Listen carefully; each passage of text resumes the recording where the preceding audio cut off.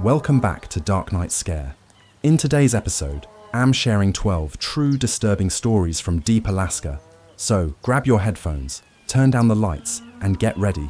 And please subscribe this channel and like this video. Thank you all. Now, let's start.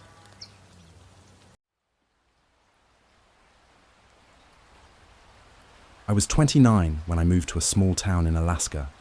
My cabin sat at the very edge of the map, past the last mailbox, past the final stretch of plowed road.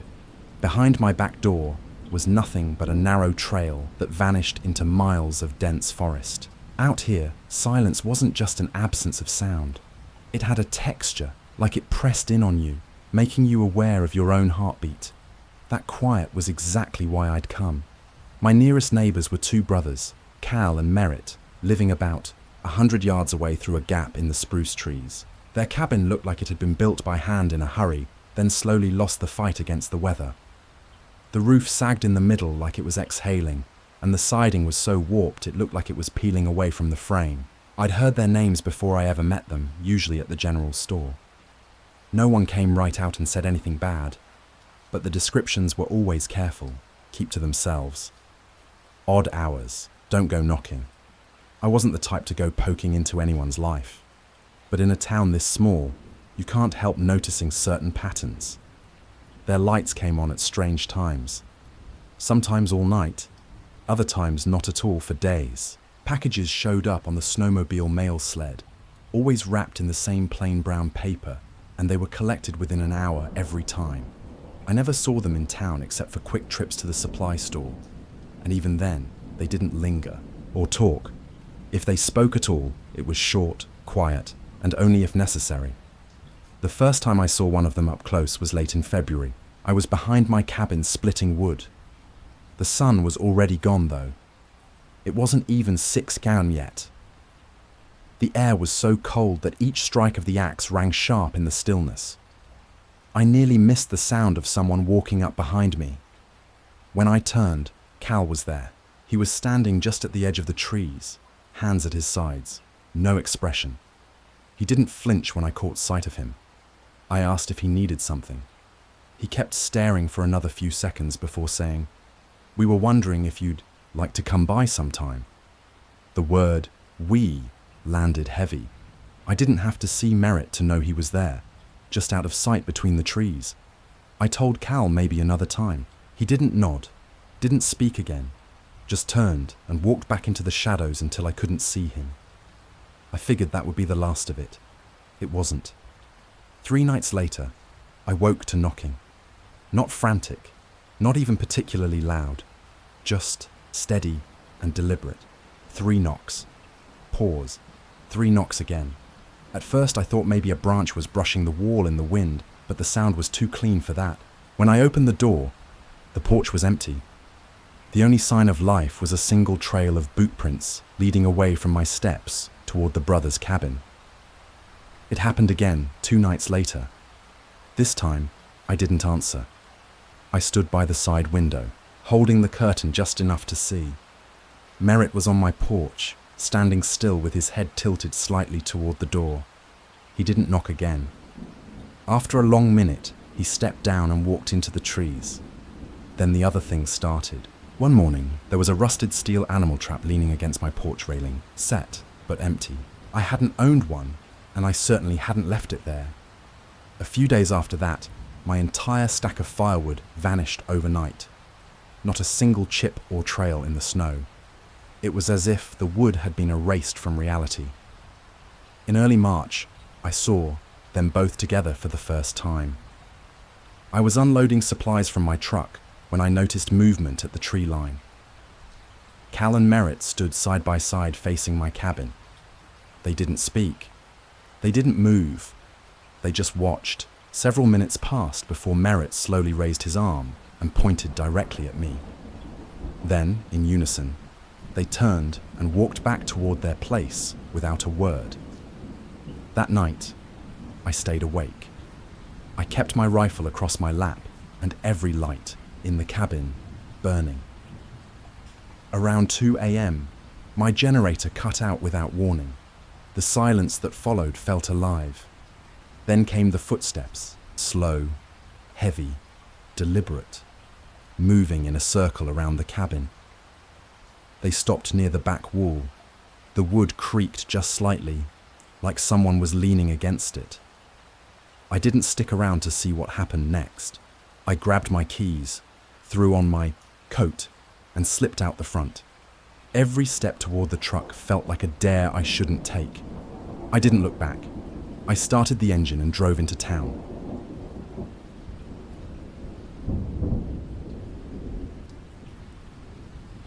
I used to work on the north slope of Alaska for the oil industry. The work we did required us to travel far out into the Alaskan Petroleum Reserve, which is basically untamed tundra wilderness, stretching for hundreds and hundreds of miles. The oil companies would build long ice roads in the winter leading to exploration drilling pads. Our job was to go out after the initial drilling was finished and test the rock formations for their oil-producing qualities. It was mid-January. The sun hadn't come up yet. In fact, it hadn't been up for almost a month and a half. Polar nights are intense. The specific well site we were traveling to was about 60 miles west of Alpine, Alaska, deep in the wilderness. Our job took a week, but we finished early and were heading back to camp to finish our hitch and then go home. At the beginning and end of those ice roads, there are guard shacks where you have to check in and out for safety. There's no cell reception out there. Radios only work up to a certain distance. If you don't check in or out by a set time, they come looking for you, assuming you've turned into a popsicle. It was about 4 a.m., though the time didn't really matter much in the land of endless night. We were halfway across the ice road. Travel was slow because the speed limit is only 25 mph. Then, something appeared in the road in our headlights. It was a man, wearing jeans, sneakers, and a hoodie jacket, walking down an ice road in the middle of the wilderness tundra at 4 a.m. It was maybe 20 degrees warmness outside. It's not unusual for local Inuit people to be out this far hunting. Maybe his snowmobile broke down and he was trying to get back to the guard shack. It seemed plausible. He didn't acknowledge us as our truck's tracks rolled up alongside him. He just kept shuffling forward. He didn't seem cold at all. His clothing, while completely unsuitable for that extreme weather, appeared warm and dry. We also noticed he wasn't Inuit but Caucasian. I rolled my window down and asked if he needed help, if he was okay. He didn't acknowledge us, just kept shuffling forward. His face was completely blank, devoid of any thought or emotion. Some of the other guys in my truck suggested maybe he was in shock from an accident. I continued rolling alongside him, trying to get his attention, still trying to be helpful. Even in that extreme cold, I could occasionally catch a whiff of a peculiar smell coming off of him. He smelled acidic, if that makes any sense. There was just a lot about this guy that made my hair stand on end. The guy behind me in the truck's crew cab had had enough. He rolled down his window and reached out to grab the guy. He later told me he was just going to try to shake him out of his stupor. Before my buddy's hand could reach him, this walking popsicle spun around and latched onto my buddy's outstretched arm. He glared at me and my buddy with a look of pure rage, not letting go. If emotions had a physical temperature, this guy could have melted the entire tundra. My buddy groaned in pain as he tried to get his arm free. At that moment, the guy starts screaming in our faces. There was so much hate and rage and anger in that scream. It was absolutely terrifying. I slammed on the gas, spun out on the ice for a second before the wheels caught, and then launched us forward. Popsicle Dude still had a hold of my buddy's arm, trying to pull him out of the truck. The other guys in the cab held onto my buddy, trying to keep him inside.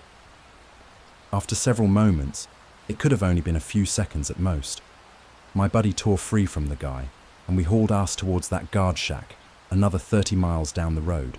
We checked in with the guards and reported what we'd seen. The guard was definitely looking at us like we were pulling some kind of prank, but policy dictated he had to check it out regardless. My buddy's arm was sore and bruised in the shape of a hand. We filed a report with the guard and were told to head back to our camp. None of us really wanted to talk about what happened. The rest of the drive was quiet, and we flew home the next day. The next time we saw that guard at his shack, we asked if he'd ever seen Popsicle Dude on his patrols.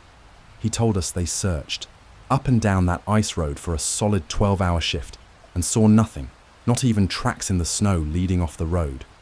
He told us it was a good prank and that he'd definitely be getting us back for making him waste an entire shift driving around. It wasn't a prank though.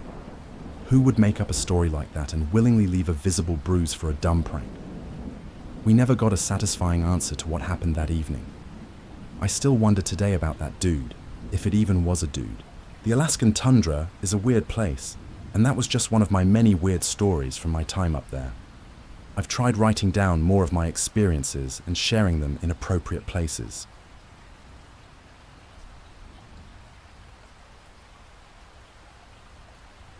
The plan wasn't complicated. Take the trail, enjoy the hike, be back at the parking lot before the sun even thought about setting. I'd done similar routes plenty of times before, so I wasn't expecting anything more dramatic than maybe tripping over a route. Except when I got to the ranger station, the big laminated map wasn't there. The board where it usually hung was bare, just a few rusty nails and faint outlines where the paper used to be. No maintenance sign, no spare pamphlets, nothing. I figured, whatever. My phone's GPS had always been solid. I'd just follow the little blue dot like I had before. Yeah, that didn't work out. The signal dropped somewhere past the halfway mark, right when the trail started climbing into a ridge I didn't recognize. From up there, the forest spread out in every direction, and the horizon was all jagged peaks with smears of snow clinging to them. Not my first solo hike in Alaska, but something about the view made my stomach do this slow, steady twist. The only sound was a sharp crack of ice somewhere down a creek I couldn't see. It was so far away, it almost felt like I imagined it. After that, nothing. My breath came out in short puffs that froze almost instantly. I kept moving, telling myself the trail had to curve back toward the parking lot eventually. Instead, the trees started thinning until they opened up onto a long, flat stretch of frozen tundra.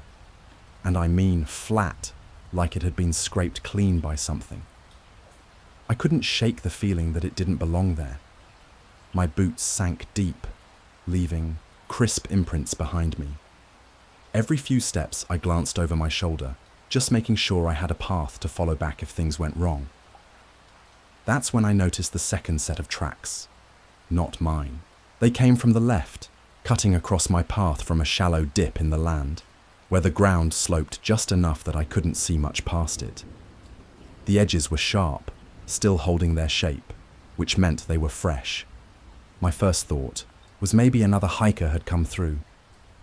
But then I saw the spacing. The stride wasn't quite human. Too long in some spots, too short in others.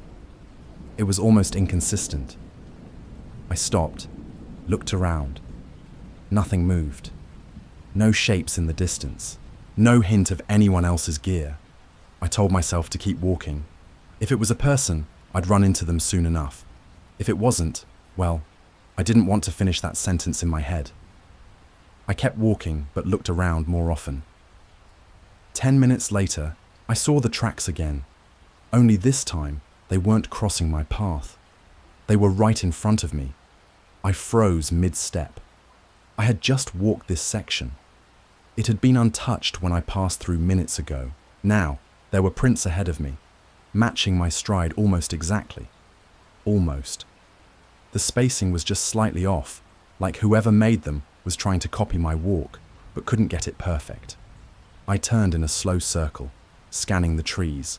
My eyes darted between branches, looking for the smallest flicker of movement. Nothing. Not a single twig bending. That was the moment my brain stopped thinking about the loop trail and started thinking about the road. I cut downhill, aiming west, figuring if I just kept going that way, I'd hit pavement eventually. The descent was miserable. Snow up to my knees, hidden roots catching my boots, branches grabbing at my pack straps like they didn't want me leaving. My thighs burned, but I didn't slow. Then I saw it. A single black glove sitting upright on the snow, stiff from the cold, the fingers slightly curled like they'd frozen mid-grip.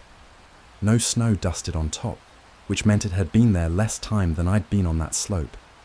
I didn't touch it. I gave it a wide berth, eyes fixed on the space behind me, more than the ground, in front. Eventually, the The trees thinned again. Through the gaps, I caught a strip of dull grey road. I could have cried right then, but my legs just kept moving fast, like they had their own plan. I was maybe 20 yards from the asphalt when I glanced over my shoulder one last time. The prints were there again, not coming from the side this time, not veering off, starting from absolutely nowhere and lining up perfectly behind mine, step for step from the ridge all the way down the slope straight to where I stood. I didn't think. I just ran. I burst out onto the road, yanked my truck door open, slammed it shut, locked it. My boots left wet streaks on the floor mat. I didn't check the rearview mirror.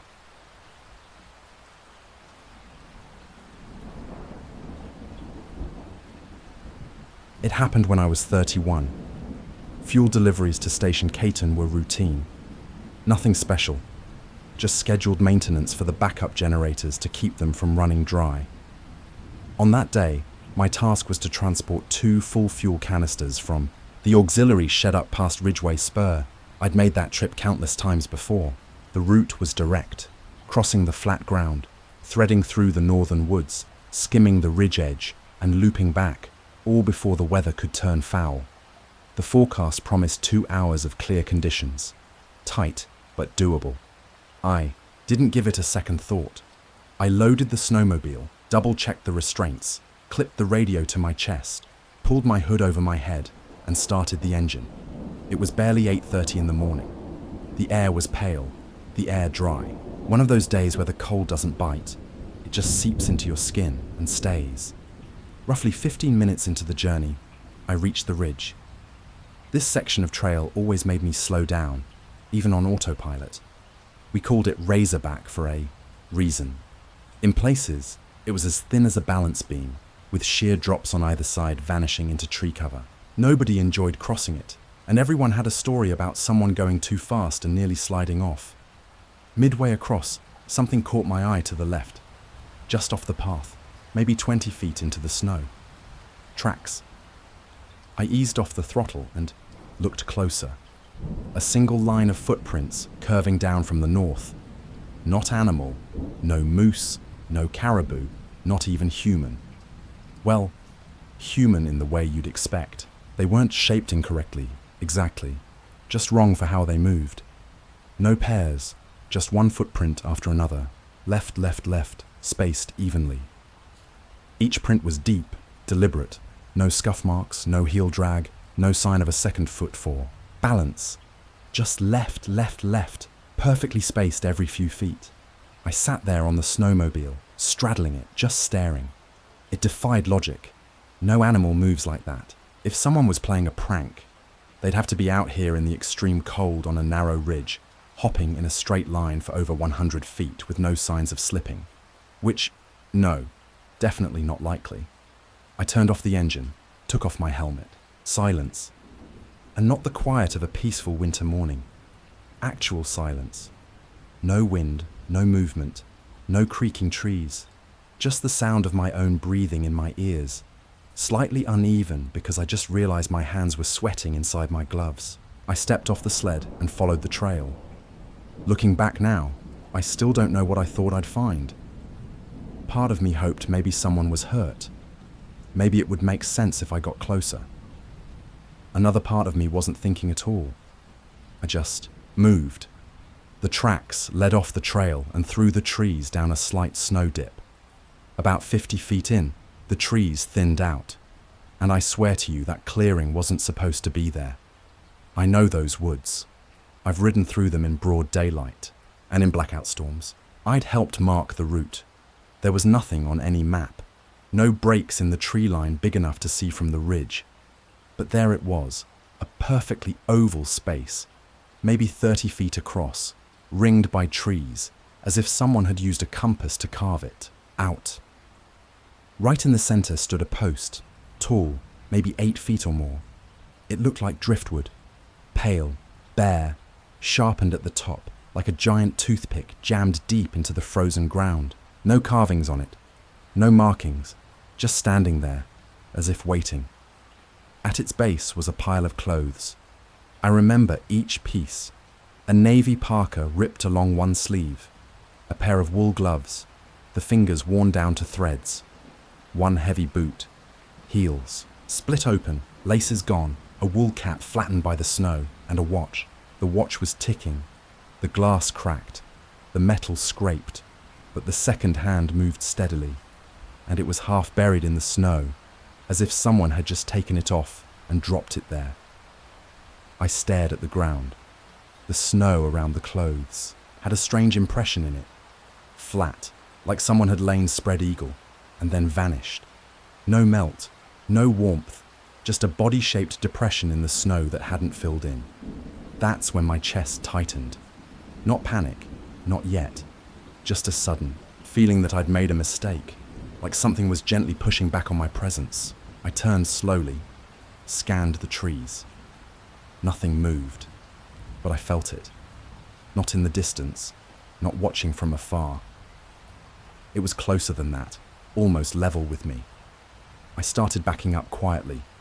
No sudden moves, just deliberate steps. As soon as I stepped back onto the ridge trail, my radio clicked. "Gavin, you copy?" It was Aaron. At least it sounded like her. But her voice had this weird delay, half a second behind where it should have been.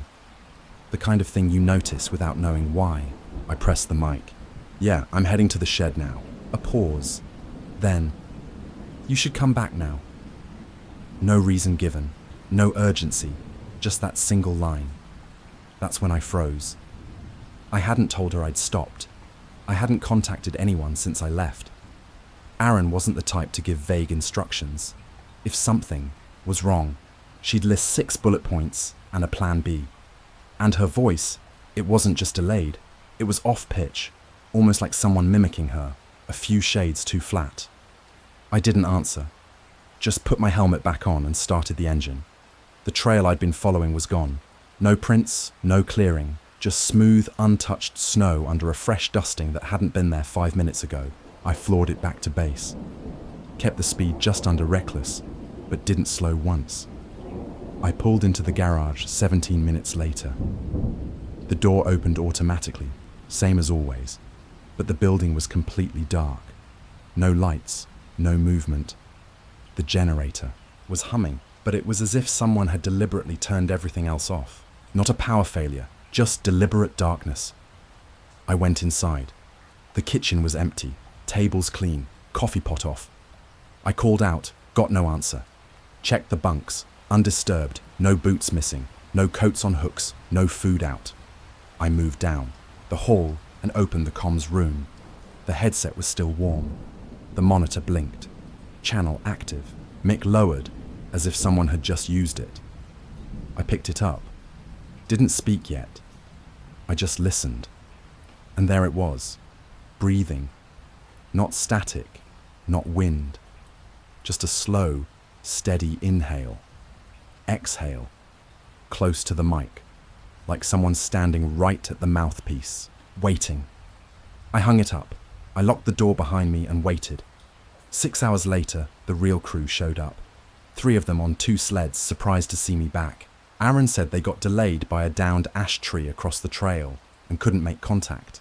No calls, no messages. She looked at me like she didn't believe I was serious when I asked about the radio. She swore they never called me. Later, when we double-checked the frequencies, I found out the line I'd heard wasn't ours. Our channel had been dead all morning. Nothing came through.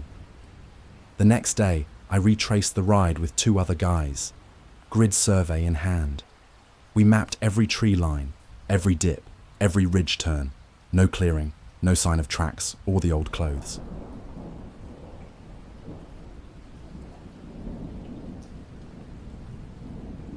We'd been camping in the backcountry of northern Idaho for 3 days, deep enough in that you stop wondering if your phone's going to get a signal and just accept you're out of touch. The plan was simple.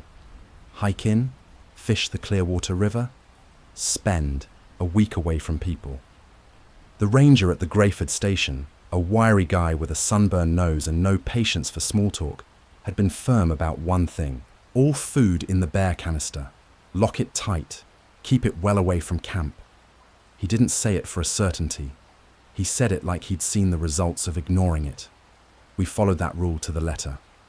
The canister was locked, stashed a good 30 yards from the tent. I'd even checked it the night before. I eased out of my sleeping bag, moving slow so the nylon wouldn't crinkle too loudly, and crawled toward the door. The brushing sound stopped the second I got close. Just nothing. No movement. No breeze. I whispered Callan's name, then Marta's. No answer. I pulled the zipper down a few inches and peered out. The cold hit immediately sharp, almost metallic, on my teeth. Frost coated the ground in a thin layer, sparkling in the early light. And there, just a few feet from the tent entrance, were tracks. They weren't boots. They weren't paw prints. Each mark was long and oval, maybe a little wider than my hand, pressed deep at the front and fading toward the back, like whatever made them had been leaning forward with each step. The weirdest part, they were in pairs, too close together, then a gap of several feet, then another pair. Curiosity won over good judgment. I stepped fully out, my breath puffing in the cold, and followed the tracks. They moved straight toward the river, cutting a clean line through the frost. At the bank, they didn't stop. They went right into the water and continued on the other side. We hadn't crossed that river ourselves. The current was too strong, the waterbone cold and fast. I looked for a downed log, some kind of stepping stones. Nothing. Whatever had crossed hadn't needed help. I stood there for a minute, listening to the rush of the river and trying to come up with a normal explanation. Moose, too small, bear, wrong shape, some kind of bird. Not with that stride length. When I got back to camp, the others were starting to stir. I told them what I'd seen. Kaylin mumbled something about frost patterns being deceptive, and Marta just shrugged like I was reading too much into it. I didn't push. We fished that afternoon, working the stretch of river upstream, but every so often I'd catch movement, out of the corner of my eye. Small shifts in the trees across the water. At one point, I thought I saw something pale slip between two pines. By the time I turned to look, the space was empty. That night, I didn't bother with comfort. I kept my boots and jacket on and set my flashlight next to my sleeping bag. The first half of the night passed without anything unusual. Then, sometime after midnight, a scraping sound pulled me out of sleep. At first, I figured it was a branch, dragging across the ground in the wind. But then I heard the hollow thud of something heavy bumping along. I knew that sound. Our bear canister. I nudged Kaylin awake, holding a finger to my lips. We lay there listening. The sound came in. Burst, scrape, pause, scrape. Not the steady pull of an animal, more like someone dragging it, stopping every few seconds to adjust their grip. We inched toward the tent door and unzipped it just enough to see out. At the far edge of the clearing, the canister was on its side. Kneeling next to it was something tall, even in a crouch, with arms that hung low enough to brush the ground. The skin, or whatever I was looking at, was pale and smooth, almost featureless in the weak light. It didn't make sense for something that size to move so quietly. My eyes had just reached its face when its head turned toward us. The movement was slow, intentional. I yanked the zipper shut before I could think about it, and scooted back until my spine hit my sleeping bag. We didn't sleep after that. For the next hour, it moved around outside the tent, slow footsteps circling us, but it never pressed against the walls again. As soon as there was enough daylight to see without a flashlight, we packed in silence and started the hike out. The trail felt longer on the way back, like the trees had stretched overnight. Every snapping twig made me jump. By the time we reached the Grayford station, my shoulders ached from gripping my pack straps too tightly. The ranger was behind the counter, filling out some paperwork. I told him exactly what we'd seen, word for word. He listened without interrupting. When I finished, he didn't right away, just kept that same flat expression. Then he said, "You were lucky it didn't follow you."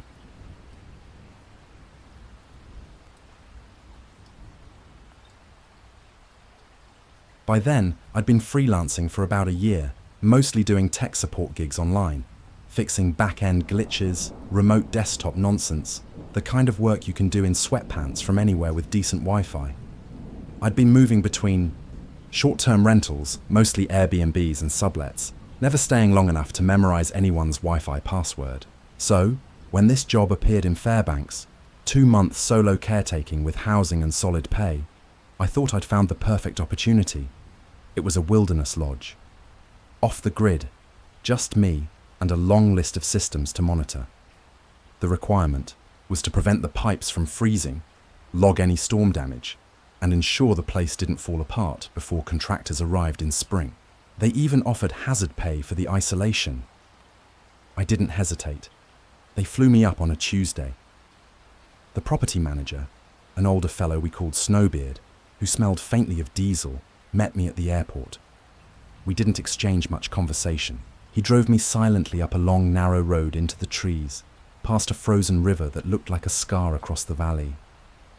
When we arrived, he handed me a hefty ring of keys and a laminated instruction sheet, said, "Cabin 2's yours," and drove. Off before the sun dipped behind the ridge. That was it. One truck disappeared. One guy remained alone in the snow. The compound sat on a ridge above the river. 6 small guest cabins, the generator shed, and the main lodge building. Everything painted the same dull forest green. I walked the property slowly, boots crunching on ice, trying to get a feel for the layout. It was eerily quiet. No birds, no wind, just trees stretching endlessly. Cabin 2 was basic. 1 cot, 1 small desk, 1 rust-stained bathroom. I unpacked and stood, for a while, listening to the silence. Told myself it was peaceful. For a while, it actually was. I'd wake early, make instant coffee on the hot plate, and watch the horizon turn a pale, eerie grey. I inventoried the main lodge, logged supply levels, tested pipes, ran software checks. I submitted system updates daily using their bulky satellite, rig, which worked better than anticipated. Around lunch, I'd take the snowmobile for a loop around the woods, partly to stretch, partly just to feel human again. I'd return, eat, read, and journal. I didn't mind the isolation. If anything, it felt like a strange kind of vacation until the tracks appeared. I'd gone for one of my usual rides that afternoon, looped out to the ridge and back, and when I parked the snowmobile, I noticed them. Boot prints, regular boots, not snowshoes, narrow, maybe a size smaller than mine. They came from behind cabin 5, cut a diagonal across the clearing, and disappeared behind the generator shed. And I knew they weren't mine.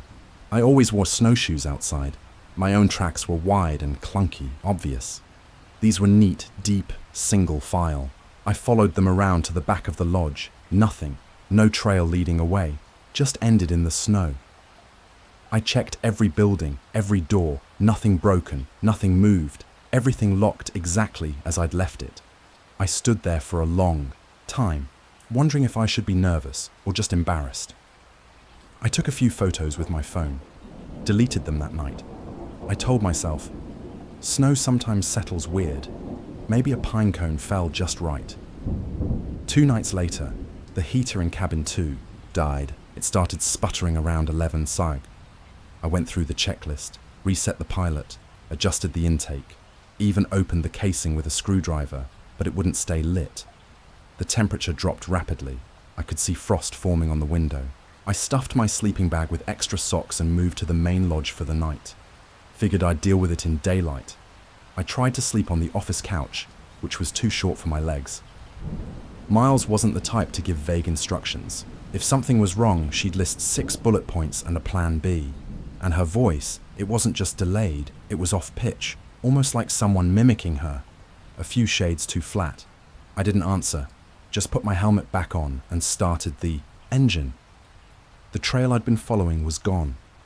No prints, no clearing, just smooth, untouched snow under a fresh dusting that hadn't been there 5 minutes ago.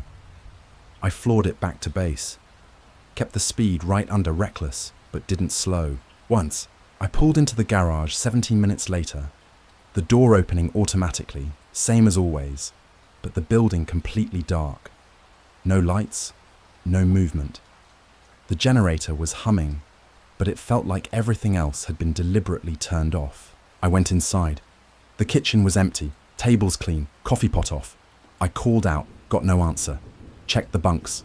Undisturbed, no boots missing, no coats on hooks, no food out. I moved down the hall and opened the comms room. The headset was still warm. The monitor blinked. Channel active.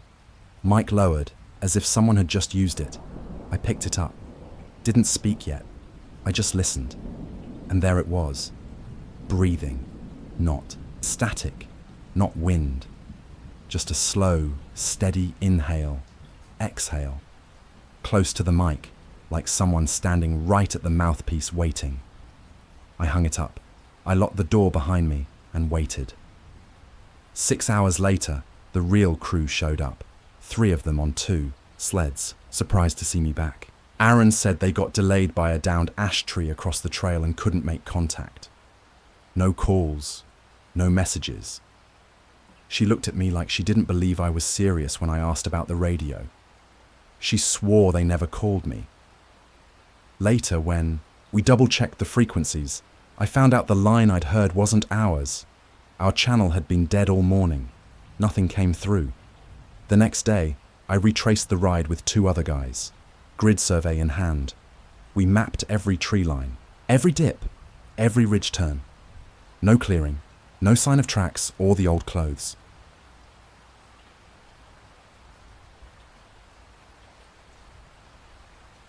It was the winter of '97, and I was living in Alaska, serving in the National Guard as an 11 Bravo infantryman. Around that time, a joint task force involving all branches of the military began working on building a road on an island nearby, called L Island. The Marines spent the summer building the HQ. It was a series of plywood huts and the framework of a mess hall. When summer ended, those huts were basically just sheds. There was no electricity or running water. Me and 5 other members of my unit were called to active duty.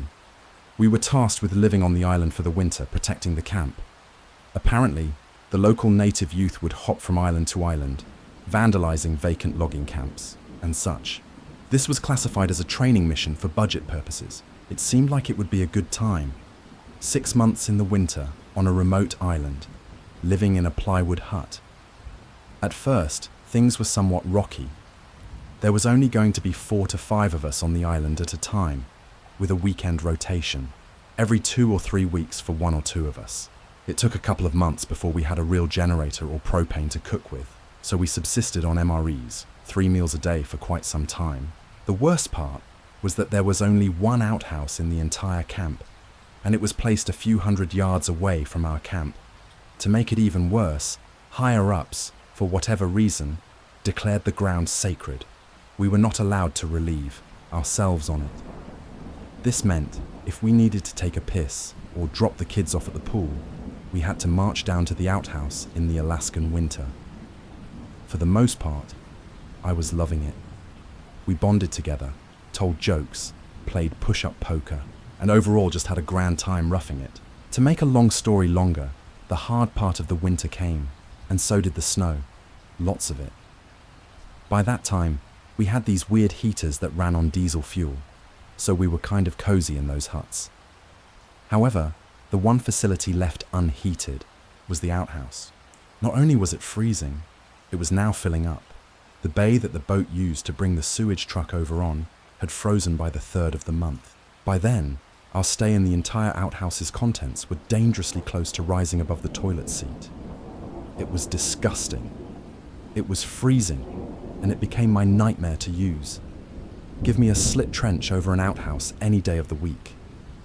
Even. Now thinking of this massive frozen mound makes me cringe. I could still see the steam that would rise from the hole out of the vents of the porta potties after each use. So anyway, despite the bizarreness of the outhouse, it's not the scary part of the story. One night, as the 4 of us were laying around in our bunks getting ready for bed, a few of us were listening to a book on tape that our doc had brought with him. I think it was called Contact, or for entertainment, Art Bell's Coast to Coast radio show, which was the only English station we could get on the radio if you don't know who he is. Check it out. It's all about aliens, Bigfoot, and other paranormal stuff. Well, we heard noises outside.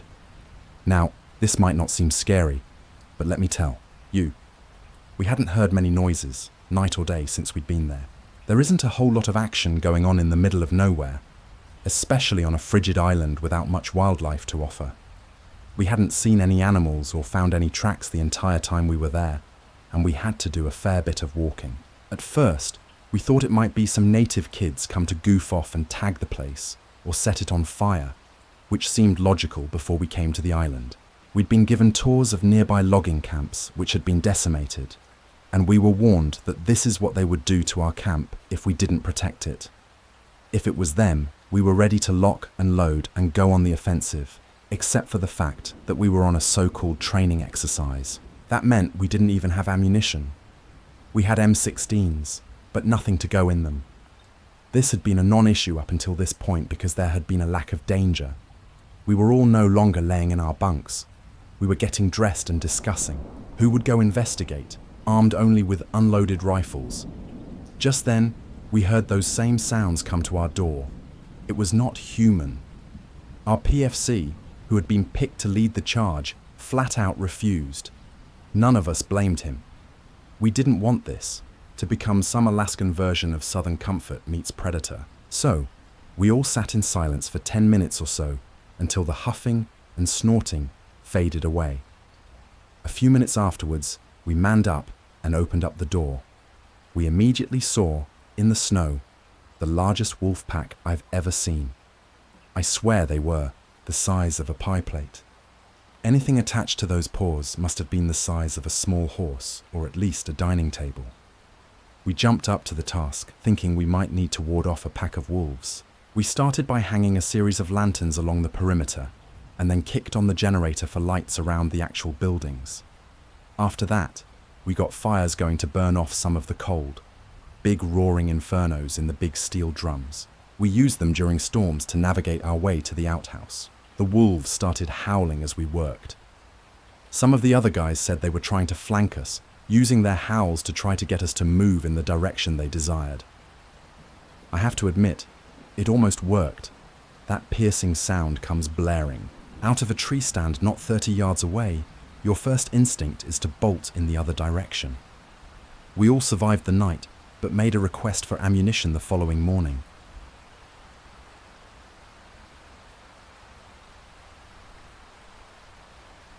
The job came from a guy I'd assisted years ago, an old friend, not particularly close, but the kind who remembered a favor. He messaged out of the blue, said he had a short-term winter contract near Juneau Ridge, and asked if I was interested. Claimed it was simple work and paid fairly well. I wasn't exactly overflowing with options at that time, so I told him to send over the details. It was a freight recovery assignment. There was an old bomber snowcat situated at a mothball drill site, a relic from when the whole region buzzed with activity. The site had been closed down for over a decade, but someone had apparently taken a renewed interest in the machine. The reason? Unclear. Maybe they hoped to salvage parts or thought the frame held value. Who can say? The official explanation was that it might still run, which, after 12 winters in the Arctic, I figured was a best-case scenario. I expected I'd arrive, document its condition, perhaps dig it out a little, and then call in a proper team for extraction. The plan involved hauling it partway on a flat sled, and if, by some miracle, it started, driving it back to a hangar just past Ridgefield Airstrip. That was the objective. My role was simply to reach the location, locate the machine, and get it moving again. Simple in theory. In practice, it meant traversing frozen terrain that hadn't seen human presence in years. If you've never been to that part of Alaska, let me try to describe it. Imagine a piece of paper large enough to lose an entire town on. No trees, no hills, just snow and ice, and the occasional forlorn weather tower tilting in the wind. And the silence. It's not comforting. It's not even really silence. It's like the whole world stops making sound, except for your own breath and the crunch of your boots. And after a while, even that seems too loud. That kind of quiet can get inside your head if you're not careful. You start listening for things that aren't there, second-guessing shadows, wondering if what you saw moving in the distance was really just your imagination. That's why people talk to themselves up there, or sing anything to break the spell of it. Anyway, When I reached the depot, there was one individual present. Harlow. He looked like he'd spent a little too long out there. Long grey hair, a puffy, red face, a coat that made him resemble a deflated mascot. The sort of person who seemed half human, half cart. He didn't waste time on pleasantries, just handed me a laminated topography map and indicated the route using a stubby little pencil tucked behind his ear. "She's 9 miles out, give or take," he said, squinting at the map as if he'd memorized it years prior and had no need to look. He paused and added, "If you hear anything weird, don't worry. She's always been loud." That caught me off guard. Wait, the snowcat? He just sort of shrugged, implying maybe he hadn't meant the snowcat at all. I inquired, "Anyone else still out there?" He scratched his beard, didn't answer immediately, then said, "Nope, not in years, unless you count ghosts." He grinned when he said it, treating it as a joke. But it didn't land right. I didn't laugh, just nodded and got moving.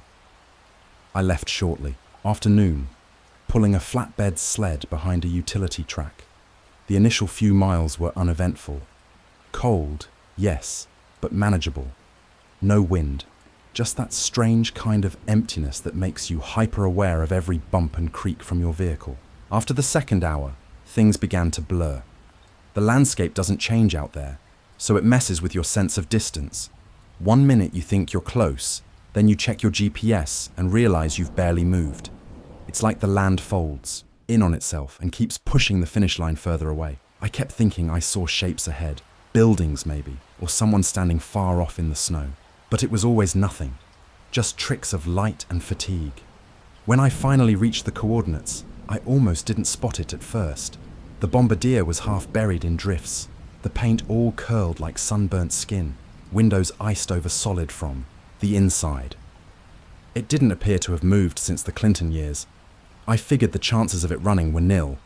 Still, I figured I'd at least go through the motions, cleared the vents, used my camp stove to try thawing the engine bay, pulled out a spare ignition unit from my pack and swapped it in. I hadn't expected it to do anything, but after a few tries, surprisingly, it turned over, sputtering like a sick dog, but the engine caught. That's when the radio made its first sound. It hadn't made a peep all day, but as soon as the snowcat came to life, I heard static. Just a short burst, then nothing. I frowned, checked the channel, still on 1, still connected to the depot. I keyed the mic. "Harlow, you copy?" Nothing. Then it came again, louder this time, sharper, clear as anything. 3 knocks, even spaced, deliberate. Not through the radio, from behind me. Inside the cab, every hair on my neck stood up. I whipped around. No one there. Just the back window, fogged from the engine heat. I opened the door, stepped out, looked around. No figures, no footprints. Just wind-polished snow and my own fresh trail leading in. I walked a full circle around the snowcat, checked under it, checked the sled. Nothing. Not a scrap of movement or disturbance. I climbed back inside, locked the door, and told myself I'd imagined it. I started driving back slowly, carefully. About 10 minutes later, I saw something move across the horizon. At first, I thought it was a snowdrift shifting, but then I realized it was a person, a lone figure cutting across the tundra at a slow, deliberate pace. Big frame, hooded, couldn't see the face. They moved behind a low ridge and didn't come back out. I stopped hard, waited 5 minutes. Nothing. I didn't follow. I didn't even want to think about who or what I'd seen. I just kept the engine humming and stayed on course. And then came the banging from the sled this time. 3 hits deep like fists against metal. I slammed the brakes and jumped out again. Nothing. No sign that anything had touched the sled. No cargo shifted. No fresh snow disturbed. I checked. The hitch. Looked under the frame. Everything solid. But when I got back in, the passenger door, the one I hadn't touched, was wide open. No footprints outside. No pry marks. Just open. I closed it, slid the bolt across, and this time didn't stop for anything. When I finally reached the depot, the sun had dipped behind the ridge, and the place was dark. No lights on, bay doors, shut. No Harlow. I banged on the office door until my knuckles stung. Nobody answered. Inside, I found a single note on the desk written in quick, almost frantic handwriting. Got called out early. If you made it back, leave the keys in the lock. Box. Don't wait around. That was it. I dropped the keys, signed the log, and walked out fast. Oh, the ride back to my cabin. I felt watched. Not followed exactly, just watched. Like something had hitched a ride inside the cab that I couldn't see. I kept glancing at the passenger seat, kept checking the rear view. Nothing there. But it felt wrong. When I got home, I locked everything up, didn't unpack, just left the bags by the door and turned every light on in the house. At 2:13 a.m., I got up to use the bathroom. My boots, always lined up neatly against the wall, were turned around facing the door, and my gloves, which I had left on the drying rack by the stove, were sitting on the kitchen table, palms up, perfectly arranged. I live alone.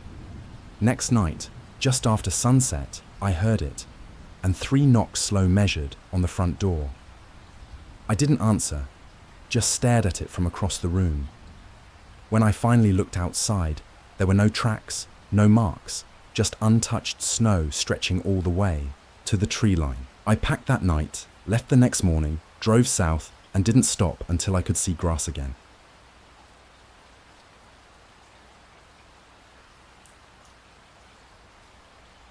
I was 23 when it happened, working seasonal maintenance at a remote fishing lodge way down in southern Alaska. By late September, the summer guests were long gone. The float planes had stopped coming, and the last of the seasonal crew had flown home. It was just me left to finish the shutdown before the first big snow made it impossible to get out. The lodge was one of those places you couldn't reach by car. In summer, you came by boat. In winter, you came by ski plane. We were tucked, miles from the nearest road with thick forest on 3 sides and a long stretch of water on the 4th. Once the season ended, the silence wasn't peaceful. It was heavy. Every sound, no matter how small, seemed to carry way too far. There was one other person still there. Mark. He was a few years older than me, also doing seasonal work.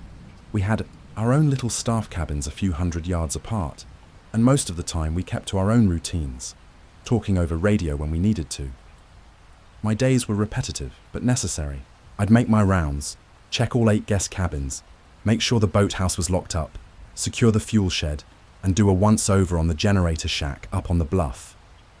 Then double-check that we hadn't left anything out that might tempt a bear to wander in. It was the kind of work where nothing ever happened until it did. On my 3rd morning, I noticed something. The lock on cabin 6 was hanging open. That caught me because I knew I'd locked it the day before. The door swelled when it rained, and I'd had to shove it hard to get the latch to catch. I stood there, for a minute, thinking maybe I'd just done a lousy job, or maybe the wind had worked it loose. Either way, I locked it again and moved on. The next morning, cabin 6 was worse. The door wasn't just unlatched, it was wide open. Inside, the only thing out of place was a single chair. Moved into the middle of the room and turned toward the window. No other furniture disturbed, no drawers opened, nothing missing. Just that, one chair. I put it back, locked the door, and told myself it was probably just Mark messing with me. That night when Mark came over for coffee, I told him about it. He shook his head, swore he hadn't touched it, and said he'd been up by the generator all day replacing a belt. I noticed the way he rubbed the back of his neck when he said it. 2 mornings later, the door was closed again, but the chair was sitting outside on the porch facing the tree line. The frost on the ground was undisturbed. No footprints, no drag marks. I just stood there for a while, staring into the trees, trying to convince myself I was imagining a prank. By then, I wanted to get to the bottom of it. Mark agreed to do the rounds with me the next morning. We started at cabin 1, moving in order. Each one looked exactly as we'd left it until we reached cabin 6. The lock wasn't broken. It wasn't even damaged. It was just gone, removed completely. The screws were lined up neatly on the windowsill. Inside, Every chair from the cabins we'd already checked that morning was arranged in a perfect circle in the middle of the floor. 8 chairs total, none from cabin 6. We didn't touch them. We stepped out, closed the door, and walked back without saying much. That afternoon, we kept busy inside the main lodge doing small repairs and sorting gear. We tried a game of cards later, but both of us kept glancing toward the windows. Around 9 p.m, the generator cut out. That was a problem, because without it, the heat would drop fast. We grabbed our flashlights and headed for the bluff. About halfway there, both beams caught movement off to the side. Something human-shaped slipping between the trees silently. We both froze. I called out, "Hey, nothing!" When we got to the generator shed, the access hatch was wide open. Every single tool from the workbench had been taken out and placed in a straight line leading into the woods. The line stretched beyond what our lights could reach. We didn't follow it. We closed the hatch, left the tools where they were, and walked back to the lodge without talking. That night, the knocking started. 3 knocks. Pause. 3 more. Always from a different wall, moving around us in a slow circle. We sat there, not saying anything, just listening. When daylight finally came, we opened the lodge's main door and found all 8 chairs from the cabins stacked in a tall, unstable tower right in front of the entrance. The thing swayed in the breeze, but didn't fall. We didn't wait for a third night. We radioed for pickup. The pilot arrived that afternoon, didn't ask a single question, just loaded us up and got us out.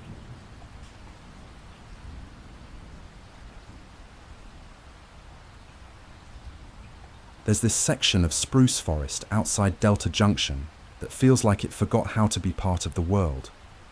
Just miles of tightly packed trees, no underbrush, barely any wildlife. Even the moose seemed to avoid it. That's where Alex's cabin was. He'd inherited it from one of his dad's old friends who passed away a few years back. Some guy he'd only met once at a barbecue. The cabin itself wasn't impressive.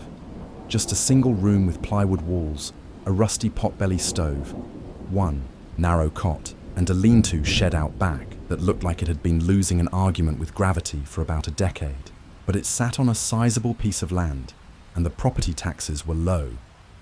Alec always talked about fixing it up into a hunting cabin, or maybe an off-grid weekend spot someday. He couldn't make the trip out that fall. He's a nurse, and they had him, working doubles. So I offered to handle the winter preparations. The cabin needed sealing up. The roof probably needed patching, and he warned me the pipes would definitely freeze if I left them as is. I didn't have any jobs lined up for a few weeks, and honestly, I owed him one. Plus, I figured a few days out there might be quiet, in a good way.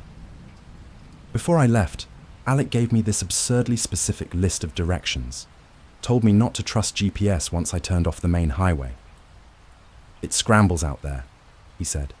"No clue why, but every time I've tried, it gets the whole area wrong. Just go by the landmarks." His instructions sounded like something out of a weird treasure hunt. Drive past the old airfield with a broken fence. Look for a birch tree with a red and white metal plate nailed into the trunk. Said it was the only one like that. Turn there and follow the dirt trail for exactly 6 miles. He said I'd pass 2 clearings on the right. Not 1, not 3. Then I'd see the cabin just past the second. I left Fairbanks a little after 6 a.m. and figured I'd be there before noon, give or take. Roads were quiet. I filled the tank in Delta Junction and picked up a thermos of gas station coffee that tasted like regret. Once I turned off the paved road, it was a different world. Snow blanketed everything, clean, undisturbed. The road Alec mentioned was more of a rutted, frozen trail, barely wide enough for my truck. Trees leaned in so close it felt like driving through a tunnel. No tire tracks, no footprints, just mine, carving a fresh path. The cabin looked just about how I expected, like it had lost a few rounds with the weather. One side leaned slightly, probably from frost heave. Roof sagged in, the middle, the eaves drooping like a tired face. Moose prints crossed right in front of the steps, deep and clean. One window had a long vertical crack, but the frame looked solid. The door stuck, but I got it open with a shove. There was only one old lock on it, rusted and stiff. The key, Alec, gave me worked fine, which honestly surprised me. Inside it was cold but not unbearable, smelled like pine sap, and that dusty insulation smell you get in old places. No mold, which was a small mercy. The place had clearly been empty a while. There was a cot with no sheets, a little box of unopened bottled water, and a shelf above the window with a mounted radio that looked straight out of the ads. There were a couple jugs of lamp oil tucked under the cot, and a pot for heating water on the stove. Basic survival stuff. I spent the first few hours just doing the grunt work, sweeping out old mouse droppings, stuffing insulation around the window frame, patching a leak in the roof using the roller Alec left in the shed. The shed, by the way, was a mess of rusted tools and an old sled, plus a few boxes full of stuff that had been gnawed through by something with tiny teeth in a sustained effort. By the time I took a break, the sun was already low. Winter light up there doesn't stick around long. I ate a sandwich on the front steps and watched the tree line for a while. Nothing moved. No birds, no squirrels, just trees, still as statues. That's when I spotted it off to the left, maybe 50 yards into the trees. At first, I thought it was just a shadow, but something about the shape made me stand up and take a closer look. It was a depression in the snow, oval, smooth, 8 ft across, maybe more, and it wasn't melted. It was compacted, like something heavy had been sitting there for a long time. The first weird part was that there were no tracks leading to or from it. No signs of animals, no skid marks, just this perfect, unnatural dip. I walked a slow circle around it, checking every angle, nothing. The snow around it was untouched. No branches broken, no indication of what had caused it. Then I heard this faint buzzing right by my ear. I swatted at it, thinking maybe a fly or a mosquito, though it was way too cold for that. The buzzing didn't stop, and then I realized it wasn't coming from outside. It was coming from inside the cabin.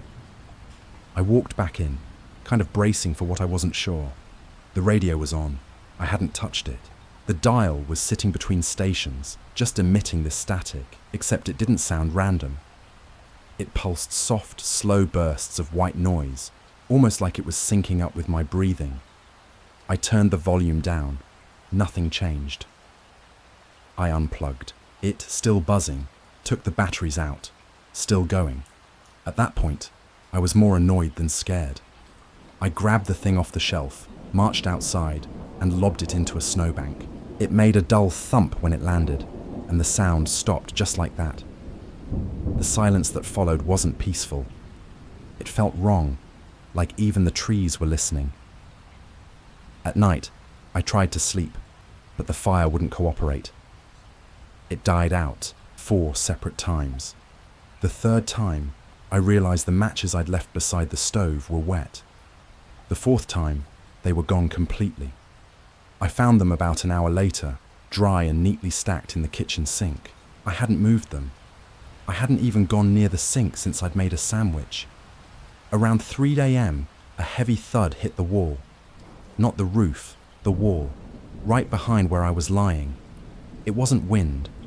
It wasn't snow falling. It was solid, blunt, almost deliberate. I sat up and waited. 10 minutes later, another one. Same spot, same weight. I got up, pulled on my boots, grabbed the flashlight. My heart was pounding, but I opened the door. Nothing. Not a single track. The snow looked freshly fallen. The tree line hadn't changed. By dawn, I was ready to leave. I didn't bother with breakfast. Packed my stuff, loaded the truck. I just wanted out. Turned the key. Nothing. Not even a click. I checked the battery. Looked fine. The lights worked. Horn worked. But the engine wouldn't even try to turn over. Then I heard it that buzzing fainter this time. I turned around. But that radio, was sitting back on the windowsill, right where it had been the day before. I didn't go near it. I didn't touch it. I walked away, left the rest of the gear, didn't even lock the door. I just started walking. The first hour was fine. I followed the trail straight. Didn't veer off once. Then I saw the birch tree again. Same red and white metal plate. Same flaking bark. Same gouge in the trunk. I had walked in a straight line, but I was back at the start. I turned around, walked the other direction, same thing. Another hour, same tree. I kept going. Hours passed. No matter which direction I took, same marker, same tree. By nightfall, I couldn't tell what direction I was even facing anymore. I found what looked like an old plow trail curled up next to it and waited. I figured either I'd freeze or someone would find me. A snowplow driver did. Around midnight, I think. I said I was barely a mile from the cabin, said there wasn't any red and white marker on any tree in the whole area. And that, the road I swore I drove in on, the one Alec had described in such detail, didn't exist on any map.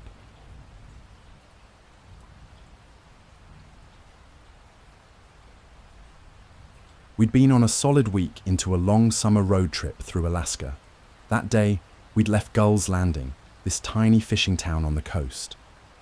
We'd been on the road since early morning. After almost 8 hours of driving, the highway had narrowed into a lonely strip of asphalt between two ridges, and the scenery had started to repeat itself. Miles of rock and scrub, then more rock and scrub, like a looping background in an old cartoon. The air inside the car had gotten a little stale from the hours. I'd been lazily flipping through the binder of printed directions we'd brought along for fun, which up until then had been just a quirky road trip thing. But since our phones had given up hours ago, no bars, no maps, it had gone from a novelty to our actual lifeline. I kept checking for signal anyway, like maybe the mountains would suddenly part and bless us with one perfect little cell tower. It had been at least 40 minutes since we'd passed another car. The road was so quiet, you almost forgot it was a highway.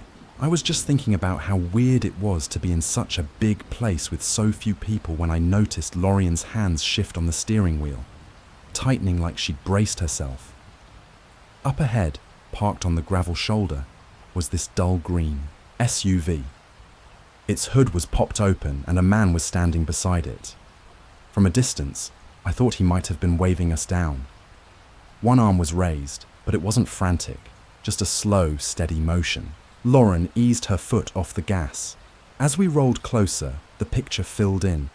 The SUV wasn't just old, it looked like it had been through something. The rear window wasn't missing in a clean way. It was shattered, the kind of break where jagged, teeth of glass still cling to the frame, catching the light in uneven slivers. The man was dressed wrong for the weather. It was mild out, warm enough that I'd been wishing for more airflow, but he was in a heavy dark coat and thick pants, no gloves, no hat. The coat hung open, swinging slightly, and I didn't see any sign he'd been working on the car.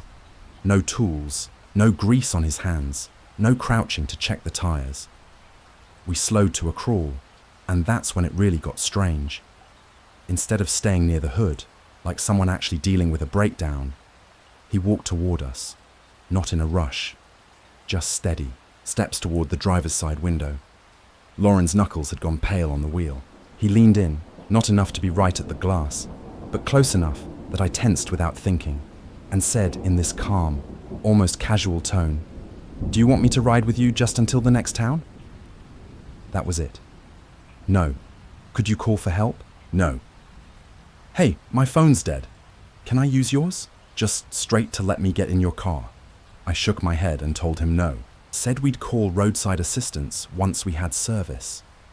He didn't push back, didn't even seem surprised. He just stared at me. Not a glare, just a fixed, unblinking look. Long enough that I caught myself counting silently. By the time I hit 5, Lauren had her foot pressing the gas again. When the car began to inch forward, he stepped back, but not toward his SUV.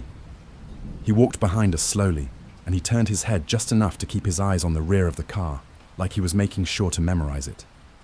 I kept him in the side mirror until the curve of the road finally blocked him from view. We drove in silence for a while after that. My pulse was still uneven, but I told myself he might have just been some awkward guy with a busted window and no idea how to ask for help. People can be odd, especially in the middle of nowhere.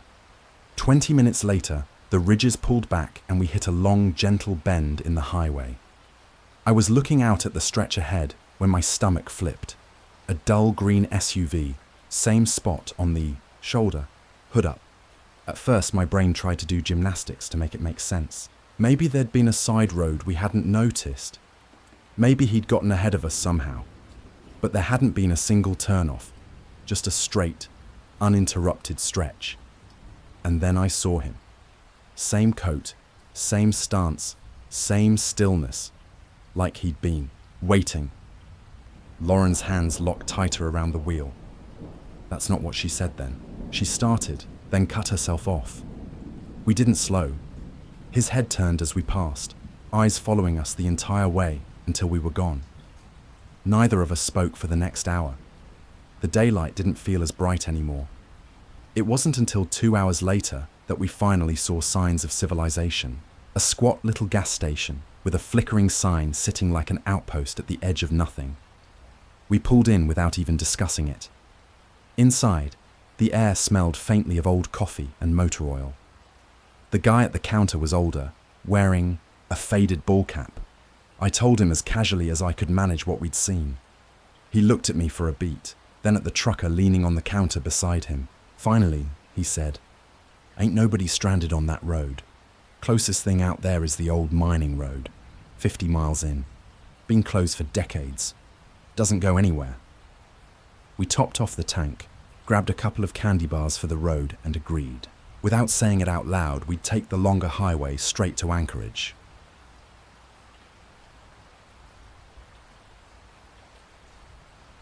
My cousin Miles had just moved up to Red Hook, Alaska, and invited me to stay with him for the summer.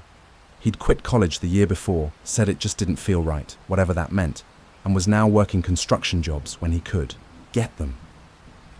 He was living in this weird little place someone had rigged out of an old storage unit, tucked behind a gravel lot that used to be part of a snowmobile rental place. It had a futon, a hot plate, and just enough insulation to keep the walls from sweating. Definitely not luxury, but it had 4 walls, running water and Wi-Fi when the wind wasn't screwing with the signal. He called it temporary, but he'd already hung up a flag and a poster from some band I'd never heard of. I'd never been farther north than Baiji. I was tired of school, summer jobs, everything. Figured a few weeks of something totally different might be good. Red Hook isn't even a real town, technically. It's more like a cluster of trailers, shacks, and the occasional metal-sided homes scattered between long tree-choked roads. It's the kind of place where no one locks their doors because they all know each other, and the nearest actual store is 30 minutes away on a road with no name. At first, it was peaceful, quiet, a strange kind of quiet I wasn't used to. Nights lasted about 4 hours and never got fully dark. We spent most of our days floating on borrowed kayaks, grilling stuff over a fire pit that barely passed for legal, or driving aimlessly on logging roads that didn't show up on GPS. Miles spent a good chunk of time trying to charm the same 2 girls at the gas station, Marcy and Allie, neither of whom ever looked especially impressed. I just watched, ate sunflower seeds, and tried to decide if I liked the way the world felt out there, like it had forgotten people. Then one night around 10 we were just hanging out on camp chairs behind the unit, eating cold ramen and swatting at mosquitoes that didn't care how much repellent we sprayed. Miles was half glued to his phone when he suddenly looked over and asked, "You ever hear of Stave Hollow?" I shook my head. He spun the phone around. Look, it was some obscure thread on a survivalist forum. Definitely not Reddit. More like one of those early 2000s message boards still kicking around. The photos were bad, all dim and pixelated. A collapsed roof, some kind of old mining gear, a half-buried shed. But what caught my attention were the comments underneath. People arguing, swapping stories, speculating. A few mentioned it being a cold zone or a feral site, whatever that meant. Miles explained that supposedly it was an abandoned mining outpost about 2 hours north, deep in the woods, past the cut-off routes where even hunters didn't really go. It had been shut down in the late 80s. No clear reason given. The strange part According to just about everyone who'd visited, the place was untouched. Bunks still made canned food on the shelves, tools on the walls, like the workers had stepped out for a break and just never come back. Creepy, right? Miles said, clearly a little too excited about it. Some people claimed to have gone out there and turned right back around before setting foot inside. A few mentioned hearing things, whispers, knocking, movement in the trees. A handful of posts were just long strings of ellipses and the words, "Don't go back." The only consensus was that it wasn't a place you stumbled on twice. Nobody ever really found it a second time. Miles thought it sounded like a fun day trip just to see, he said. Dry run. If it's nothing, it's nothing. If it's something, we come back with cameras. He always said things like that. Like the world couldn't touch him. We packed some snacks, a folding knife each, and 2 headlamps, though the sun wouldn't dip for hours. He left the truck parked off a turnout where the gravel gave way to grass just before the woods thickened too much to drive. The trail we followed used to be for snowmobiles, but by the look of it, nobody had used it in years. Trees leaned in on both sides, like they were done sharing space. It took maybe 20 minutes of hiking before we had to veer off. GPS didn't help. We were going off what some guy in the forum said. West until the birch thins out, then south when you hit rock underfoot. It was vague enough to feel like a joke, but weirdly it worked. The terrain changed subtly, like we'd passed into some different patch of woods, and everything got wrong. It wasn't dramatic. No thunderclap, no fog, just this absence. No wind, no bird song. Even our footsteps sounded dull, like the moss was swallowing the noise. I remember being hyper-aware of our breath. Miles kept glancing, over like he was waiting for me to say something. The buildings came into view all at once. No lead up, no path, just this clearing swallowed by shadows and full of forgotten structures. The loader looked like it hadn't moved in decades, half buried in weeds. 3 bunkhouses leaned at impossible angles, and one had caved inward completely. Broken antennae jutted from the ground like bones. Then there was the main structure, 2 stories tall, dark wood, weathered, grey, and streaked with pitch. Most of the top windows were still there, the lower ones either boarded or broken.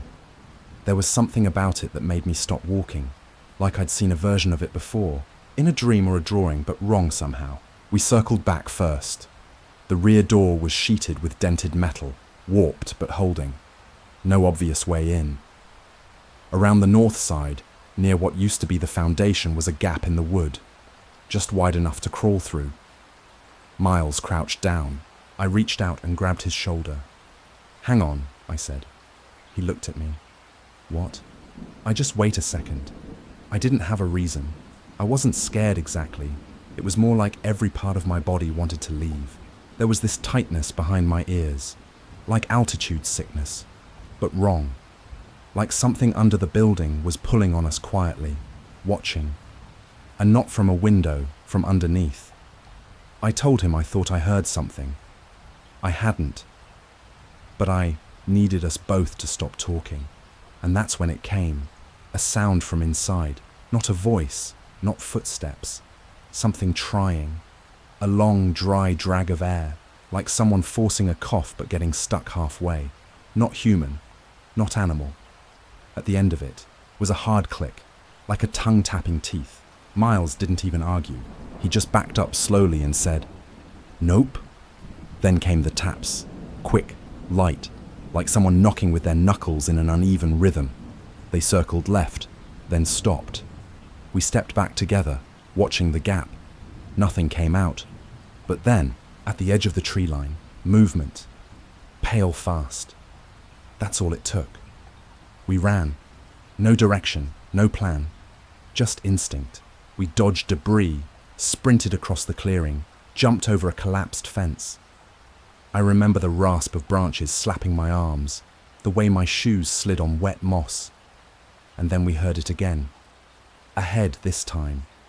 Click, click, click. Like someone tapping stones.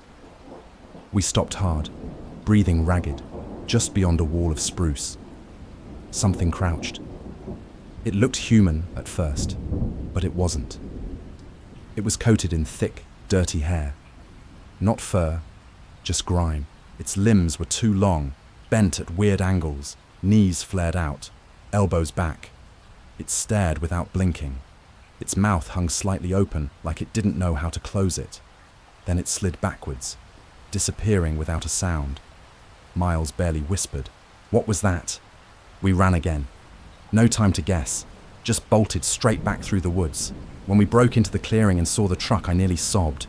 We dove in, slammed the doors. We didn't speak the whole drive home.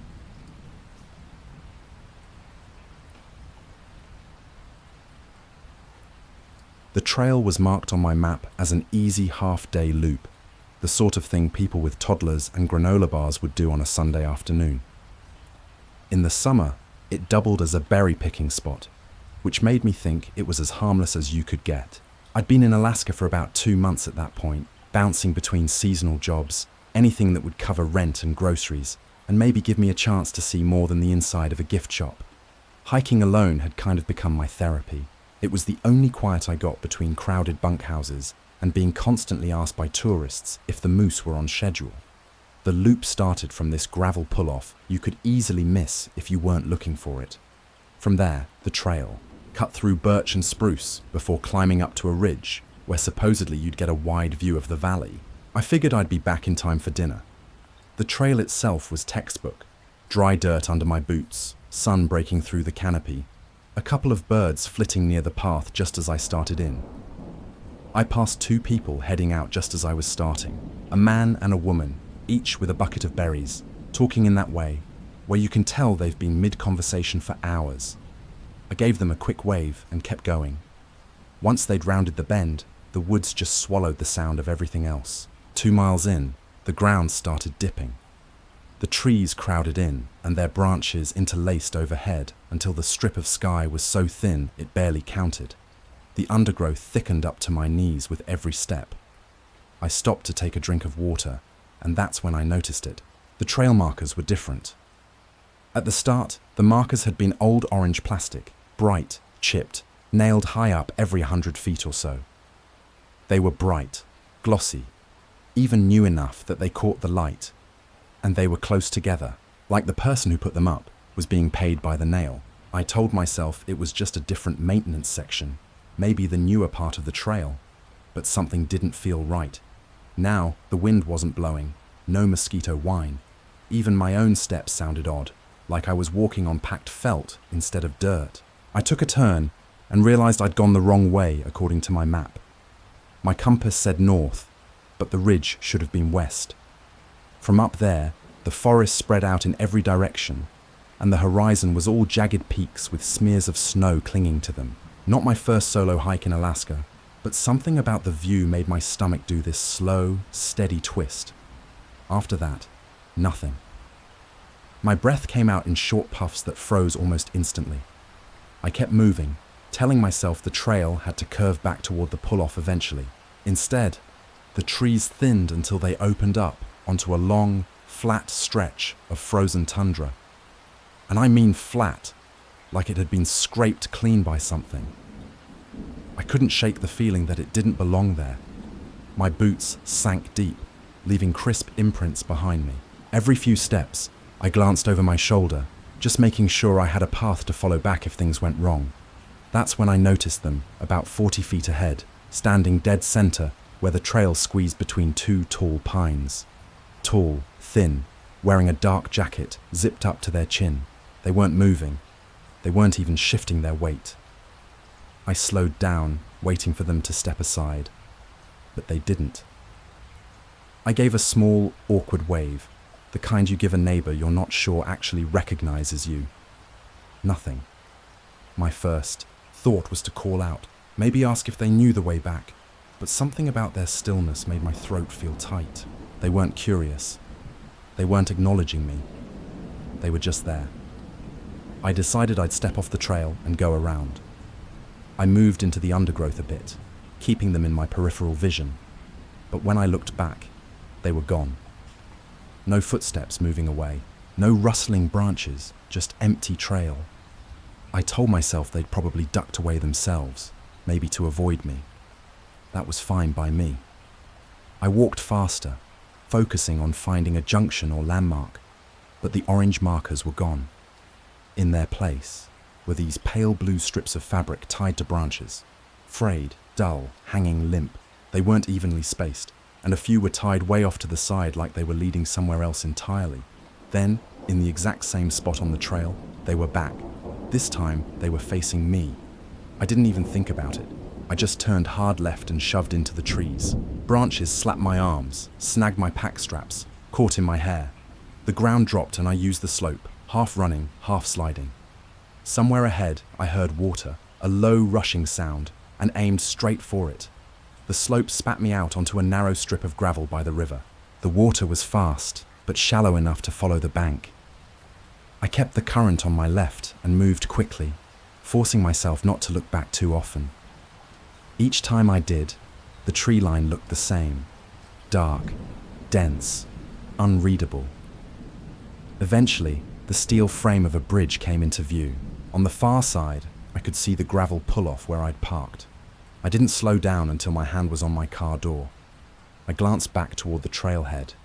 From here, the opening in the trees looked small, almost hidden, like it had been waiting for me to step into it. I got in the car, started the engine, and drove away. I never took that trail again, and I've never hiked alone since.